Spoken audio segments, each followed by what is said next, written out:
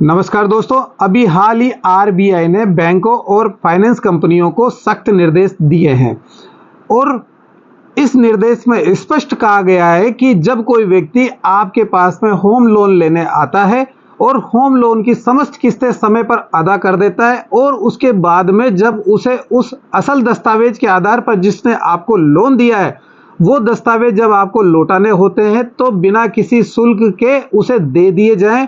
और यदि आपके द्वारा इन दस्तावेजों को लौटाने में जानबूझकर विलंब किया जाता है तो प्रतिदिन 5,000 रुपए की पेनल्टी उस बैंक अथवा वित्तीय संस्था पर लागू की जाएगी।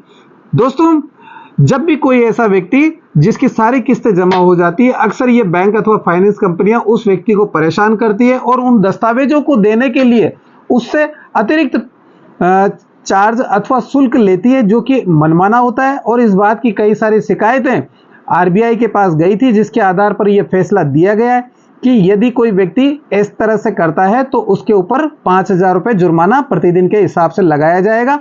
और इन दस्तावेजों को देने की जो समय सीमा तय की गई है आरबीआई के द्वारा, वो मात्र 30 दिन की दी गई है। अर्थात किसी भी बैंक में या फाइनेंस संस्था में जब आप कोई लोन लेते हैं किसी अचल संपत्ति के आधार पर, तो जो आपने दस्तावेज वहां दिए गए, इन बैंकों अथवा संस्था को 30 दिन के अंदर अंदर वो डॉक्यूमेंट्स आपको लौटाने होंगे, वो भी बिना किसी शुल्क अथवा चार्जेस के।